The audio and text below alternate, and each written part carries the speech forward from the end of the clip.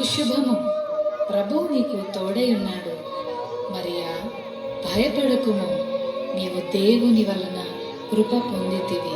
ఇదిగో, నీవు గర్భము ధరించి కుమారుని కని ఆయనకు యేసు అను పేరు పెట్టుదువు. ఆయన గొప్పవాడై సర్వోన్నతుని కుమారుడనబడును.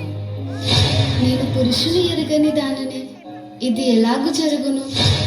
పరిశుద్ధాత్మ నీ మీదికి వచ్చును, సర్వోన్నతుని శక్తి నిన్ను కమ్ముకొనును గనుక పుట్టబోవు శిశువు పరిశుద్ధుడై దేవుని కుమారుడనబడును. ప్రభు దాసురాలను, నీ మాట చెప్పున నాకు జరుగునుగాక.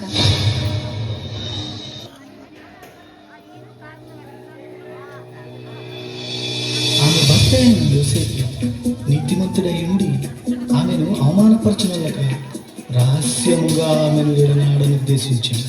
అతడు ఈ సంగతులను గురించి ఆలోచన చేయుచుండగా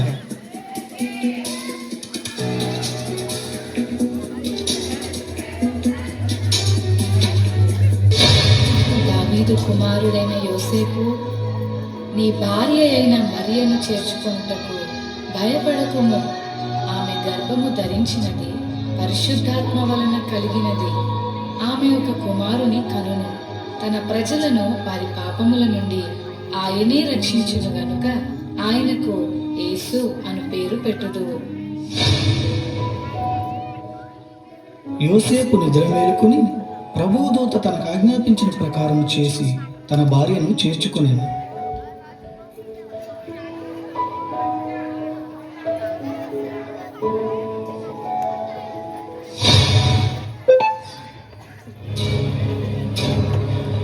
ఇందు మూలముగా 50 మంది ప్రజలకు తెలియజేయను ఏమనగా, ప్రజల సంఖ్య రాయవాలని కైసర్ ఆగస్టు నిర్ణయించడం వలన ప్రజలంతా తమ తమ స్వగ్రామాలకు వెళ్ళి ప్రజా సంఖ్య రాయించుకోవాల్సిందిగా తెలియజేయడం అనేది. హో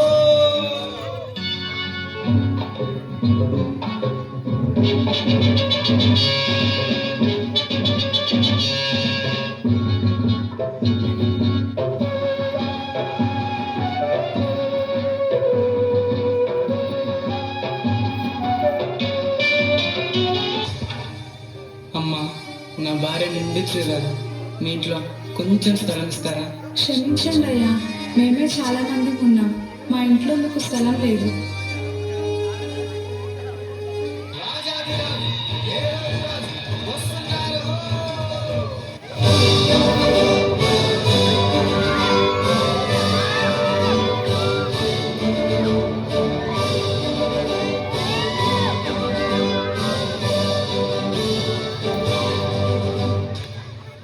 రాజైన హేరోదు దినములలో యూదా దేశపు బెత్లెహేములో యేసు పుట్టిన పిమ్మట, ఇదిగో, తూర్పు దేశ జ్ఞానులు యెరూషలేముకు వచ్చి, యూదుల రాజుగా పుట్టినవాడు ఎక్కడా? తూర్పు దిక్కున మేము ఆయన నక్షత్రమును చూచి ఆయనను పూజింపవచ్చుతిమి. చిత్తం మహాప్రభు. క్రీస్తు ఎక్కడ పుట్టును?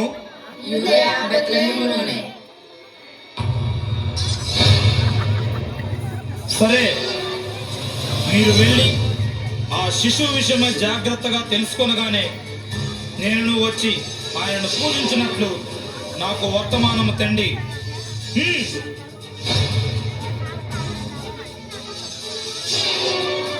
నేను ఓటము ఎరుగని హేరోదు రాజును మరి ఒక రాజును పూజించటమా? అసంభవం.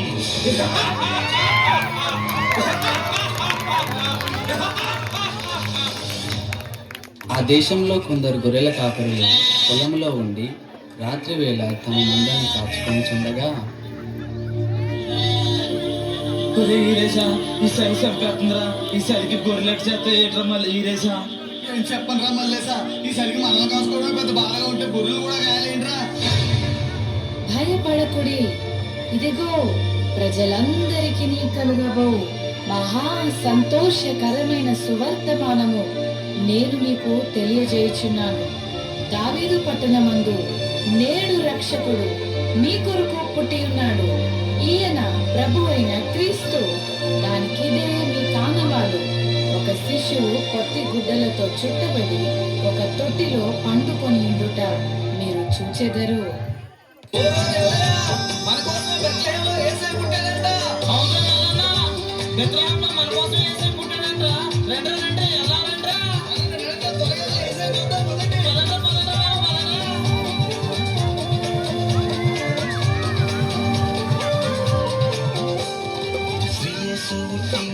పదండి, పదండి, పదండి.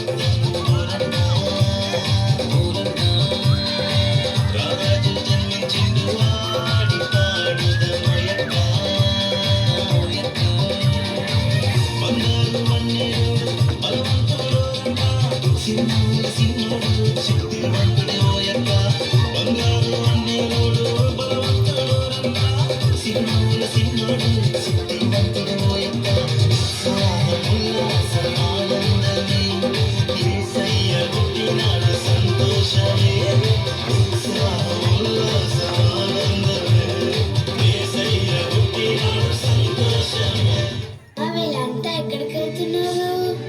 అదే నాన్న, బెత్లెహేంలో మన రక్షకుడైన యేసయ్య పుట్టాడంట. అమ్మా అమ్మా, ఆ యేసయ్య నాకు కూడా చూపించవా? తప్పకుండా చూపిస్తాను, పద వెళ్దాము.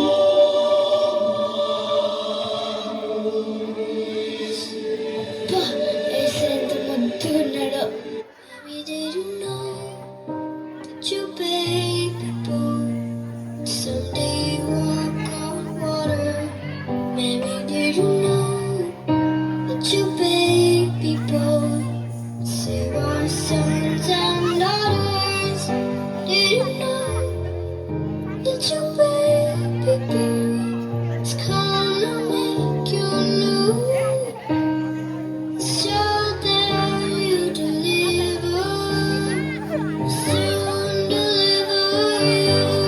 చూశారు కదా మిత్రులారా, చీకటి లోకంలో పాపమనే బంధకాలతో అపవాది చేతుల్లో బందీలుగా ఉన్న ప్రతి మానవుని రక్షించుటకు దేవాది దేవుడు ఈ లోకానికి ఎన్నో గ్రహాలు, ఖండాలు, దేశాలు దాటుకుంటూ పాపంలో కూరుకుపోయిన నిన్ను రక్షించడానికి తన ఏకైక ప్రియ కుమారుడైన యేసయ్యను మానవునిగా ఈ భూమిపై నీ కొరకు పంపాడు. నిజ క్రిస్మస్ ఆనందం విందు వినోదాల్లో లేదు, కానీ నీ హృదయంలో క్రీస్తు ఉండటమే నిజమైన క్రిస్మస్. ఈ నిజ క్రిస్మస్ ఆనందం నీవు కూడా పొందుకోవాలనే ఈ మా చిన్ని ప్రయత్నం.